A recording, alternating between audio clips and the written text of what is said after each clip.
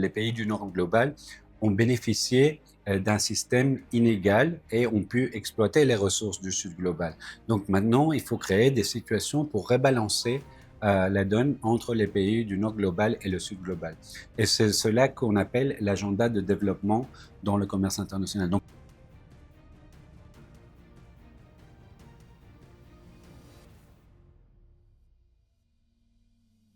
je m'appelle Diego Lopez, je suis coordinateur des politiques au sein de la Confédération syndicale internationale. Donc la Confédération syndicale internationale, c'est l'organisation internationale qui regroupe tous les syndicats dans le monde. Il s'agit d'une organisation qui représente plus de 190 millions de travailleurs dans 340 organisations dans 169 pays. Quand on est venu pour participer à cette conférence, nous n'avions pas des grandes attentes en tant que telles, parce que nous savions que cette conférence était un pas vers une autre conférence dans le futur, dans le cadre de la réforme de l'OMC. Les discussions ont commencé déjà il y a un an, et dans le cadre de l'OMC, elles n'ont pas avancé grand-chose.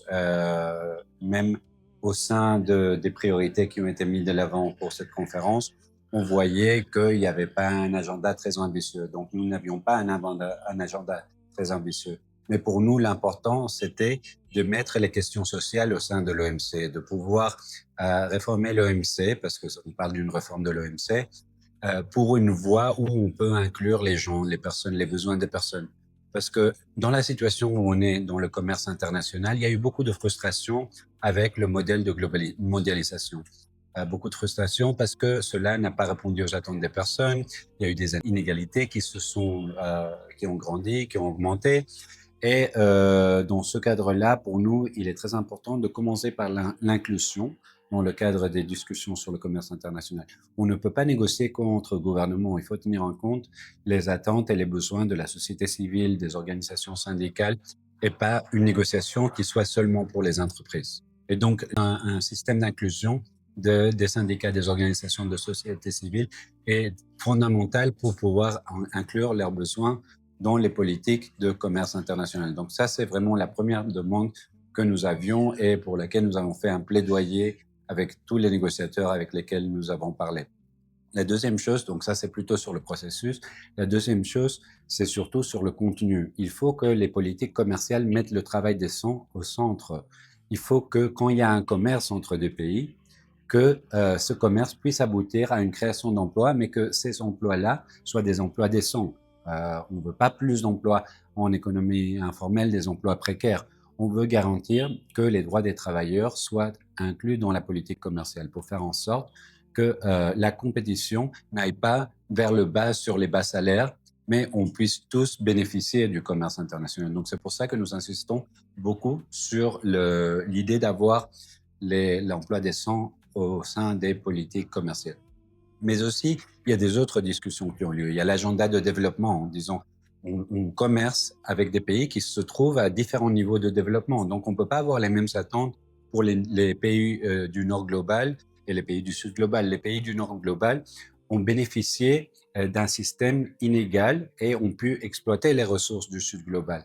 Donc maintenant, il faut créer des situations pour rebalancer la donne entre les pays du Nord global et le Sud global.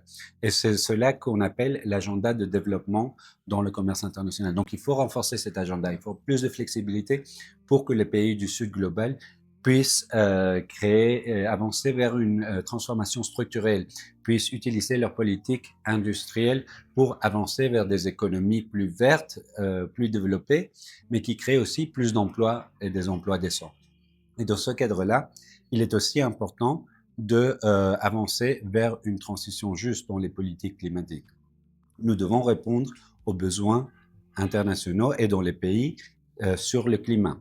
Pour faire ça, on ne peut pas faire comme c'est fait couramment avec une imposition du Nord vers le Sud. Il faut tenir en compte dans les politiques commerciales les besoins des travailleurs et donc travailler les politiques commerciales pour l'environnement ensemble avec les employeurs et les négociateurs, mais aussi tenir en compte les besoins des pays du Sud global. Nous ne pouvons pas faire des politiques commerciales environnementales qui vont être discriminatoires, qui vont forcer des pays qui n'ont pas les conditions encore de se retrouver au même niveau des conditions climatiques. Il faut des systèmes d'appui, il faut un traitement spécial et différencié, il faut un appui d'aide pour le commerce pour pouvoir mitiger les impacts négatifs de ces politiques-là. Et on savait que c'est une lutte de longue durée.